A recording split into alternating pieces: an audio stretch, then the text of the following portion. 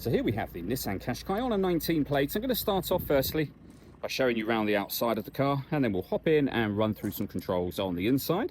From the outside, you can see it's a 5-door car with alloy wheels and tinted windows. We're going to start off inside the boot area first of all.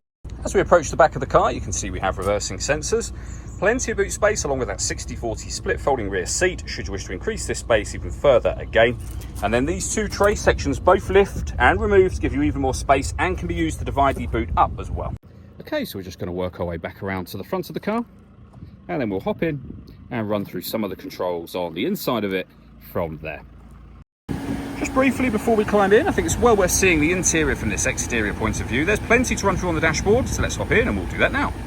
Okay, now that we're inside the car, we're going to start with the dials first of all. On the left-hand side, we have the rev counter and coolant temperature gauge. On the right-hand side, the speedometer and fuel gauge. In the centre, you can see the total miles of the car. They are 49,684. Above which, we have a digital readout for the speedometer.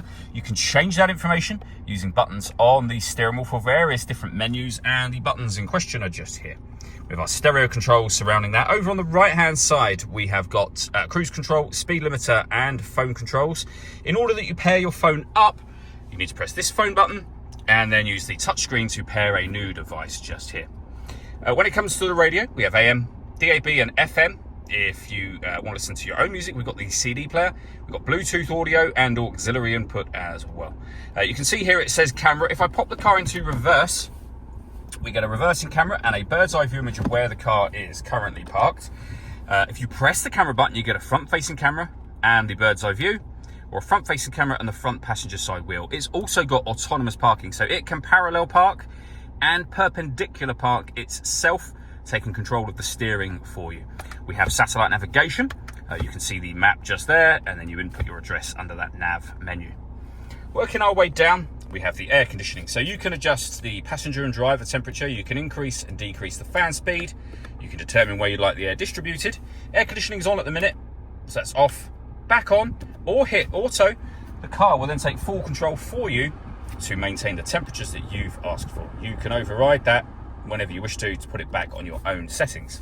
We have a 12-volt charging socket, electronic handbrake with an auto hold function, and then your 6-speed manual gearbox. Last thing I wanted to mention is the panoramic glass roof. There is a sunblind that will open all the way to the back of those rear seats, and as you'll see, that lets in a huge amount of extra light to this cabin area. This glass section is fixed in place. All that leaves me to say is thank you for taking the time to watch this video. If you'd like to come and see the car in person and have a test drive, please feel free to give us a call here at Surrey Specialist Cars. We'd love to hear from you.